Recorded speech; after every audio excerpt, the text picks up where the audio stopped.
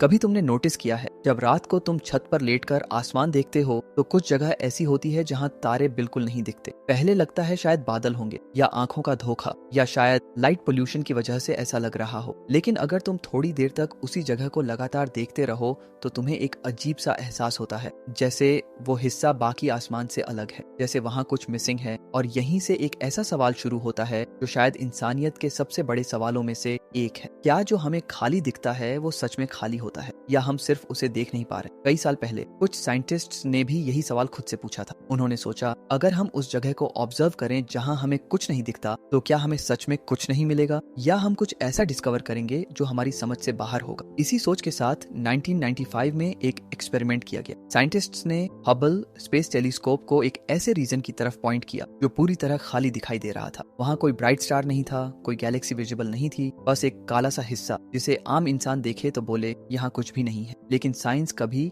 Assumptions पर नहीं चलती, इसलिए उन्होंने डिसाइड किया कि टेलीस्कोप को वहीं फिक्स्ड रखा जाएगा। कुछ मिनटों के लिए नहीं, कुछ घंटों के लिए नहीं, बल्कि 10 डेज तक लगातार बिना हटाए बिना रुके बस उसी एक खाली दिखने वाली जगह को ऑब्जर्व किया जाएगा। उस दौरान टेलीस्कोप ने हजारों इमेजेस कैप्चर की, धीरे धीरे लेयर बाय लेयर लाइट को कलेक्ट करते हुए, जैसे कोई अंधेरे में छुपी चीज को धीरे धीरे रिवील कर रहा हो। और फिर जब फाइनली उन सारी इमेजेस को कंबाइन किया गया तो जो सामने आया उसने साइंटिस्ट को भी चुप कर दी, क्योंकि वो जगह खाली नहीं थी, बिल्कुल भी नहीं। वहाँ थाउजेंड्स ऑफ गैलेक्सीज मौजूद थी, इतनी गैलेक्सीज कि अगर तुम हर एक को काउंट करने बैठो तो शायद पूरी जिंदगी लग जाए। और ये सिर्फ एक छोटे से हिस्से की बात थी। इसका मतलब ये था कि पूरा यूनिवर्स हमारी सोच से कहीं ज्यादा भरा हुआ है और हम जो खाली समझते हैं वो एक्चुअली एम्प्टी नहीं बल्कि अनसीन होता है। अब तक ये डिस्कवरी ही काफी बड़ी थी, लेकिन असली रहस्य अभी शुरू हुआ था। कुछ समय बाद उसी डायरेक्शन से एक अजीब सा सिग्नल डिटेक्ट किया गया। ये सिग्नल बहुत वीक था, इतना वीक कि उसे पकड़ना भी मुश्किल था। वो रिपीट नहीं हुआ और उसे फुली डिकोड भी नहीं किया जा सका। लेकिन उससे पहले अगर आपको हमारी वीडियो पसंद आ रही है तो लाइक और सब्सक्राइब जरूर कर देना। जब साइंटिस्ट्स ने उसे ध्यान से एनालाइज किया तो उन्हें एक चीज साफ समझ आई, ये सिग्नल पूरी तरह रैंडम नहीं था। उसमें एक पैटर्न था, जैसे कोई स्ट्रक्चर हो, जैसे कोई कोशिश कर रहा हो कम्युनिकेट करने की। अब यहाँ से कहानी इंटरेस्टिंग से डरावनी होने लगती है, क्योंकि अगर कोई सिग्नल रैंडम नहीं है तो उसके पीछे कोई सोर्स होता है, और अगर सोर्स है तो सवाल उठता है वो सोर्स क्या है, नेचुरल या आर्टिफिशियल। साइंटिस्ट्स ने इसको समझाने की कोशिश की। कुछ लोगों ने कहा कि ये कोई अननोन कॉस्मिक रेडिएशन हो सकता है, कुछ ने इसे डार्क एनर्जी के बिहेवियर से जोड़ने की कोशिश की, क्योंकि डार्क एनर्जी वो फोर्स है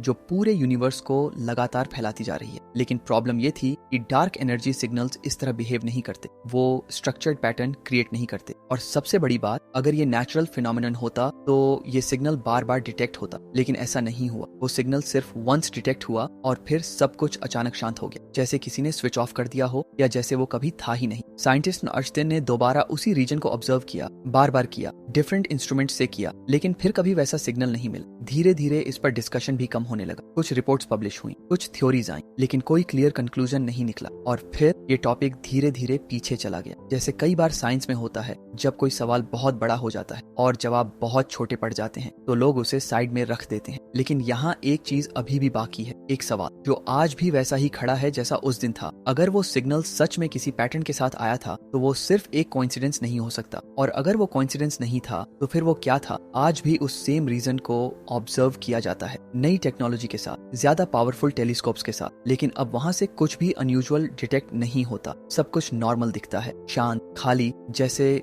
वहाँ कभी कुछ हुआ ही नहीं। लेकिन अगर तुम इस पूरी कहानी को ध्यान से सोचो तो एक पॉसिबिलिटी और निकलती है। क्या होगा अगर वो सिग्नल एक एक्सपेरिमेंट था, एक टेस्ट किसी और की तरफ से, और जब उन्हें जो जानना था वो मिल गया तो उन्होंने चुप रहना ही बेहतर समझा? तो सवाल ये नहीं है कि उस सिग्नल का सोर्स क्या था, सवाल ये है, अगर किसी ने सच में हमें ऑब्जर्व किया था तो क्या हम सिर्फ देख रहे थे या हमें भी देखा जा रहा था? और अगर हमें देखा जा रहा था तो क्या हम अभी भी अकेले हैं या बस हमें अभी तक बताया नहीं गया? और अगली बार जब तुम रात को आसमान में उस खाली जगह को देखो तो सिर्फ ये मत सोचो कि वहाँ कुछ नहीं है। हो सकता है वहाँ कोई तुम्हें देख रहा हो और तुम उसे देख ही नहीं पा रहे।